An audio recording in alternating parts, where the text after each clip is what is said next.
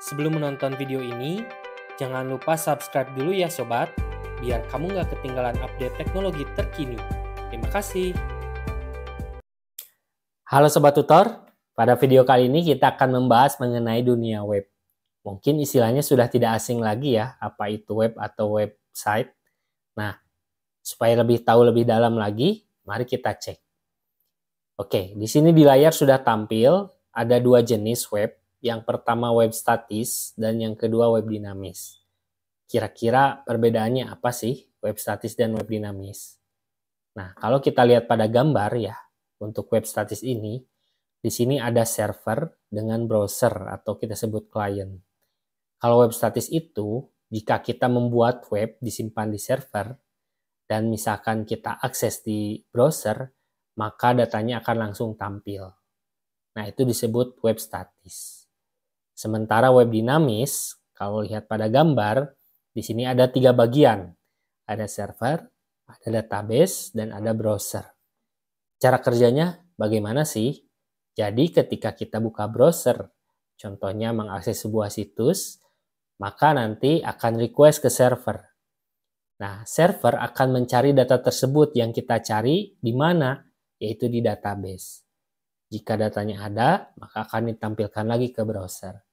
Tapi jika tidak ada, maka akan dibalikan lagi ke server. Nah, kurang lebih seperti itu konsepnya. Terus, contoh realnya sih seperti apa ya web statis dan web dinamis? Oke, supaya lebih paham lagi, kita coba buka contoh dari web statis. Nah, di sini saya membuka salah satu situs contoh untuk web statis. Nah, seperti ini. Ini adalah web CV atau portofolio. Nah, kenapa dikatakan web statis? Karena biasanya di CV itu jarang sekali terdapat perubahan data. Nah, jadi hanya berbentuk teks atau HTML ya, atau misalkan informasi saja yang memang sangat jarang sekali diupdate. Contoh kalau kita punya CV kan mungkin setahun ke depan atau 2 tahun ke depan baru kita update. Nah, update-nya dengan cara seperti apa? Jadi di server biasanya kita mengubah kode HTML-nya ya, itu langsung berubah ke browsernya. Nah, kekurangannya apa web statis? Jadi kita tidak bisa memberikan masukan atau mengisi sebuah form.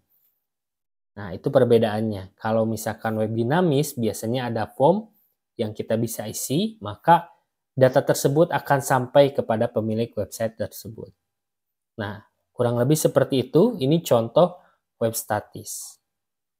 Nah, oke, sebetulnya teman-teman bisa cari ya contoh-contoh web statis.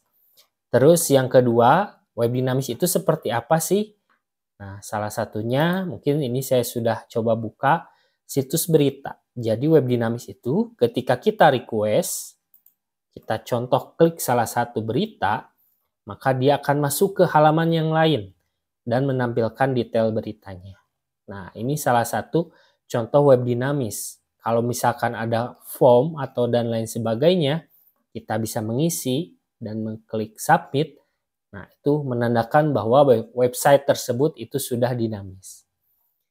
Contoh lainnya web dinamis adalah, nah ini yang sering kita kunjungi juga mungkin ya sama Sobat Tutor, mau belanja. Nah, contoh di salah satu situs marketplace, ini termasuk web dinamis. Kenapa? Karena ketika kita klik produknya, dia akan masuk ke halaman yang lain, yaitu halaman detail produknya.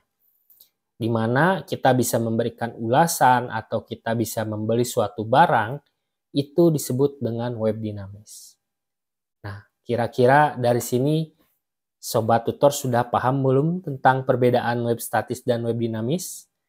Kalau masih belum paham, silahkan boleh tinggalkan komentar. Mungkin video kali ini cukup sekian. Sampai jumpa. Terima kasih.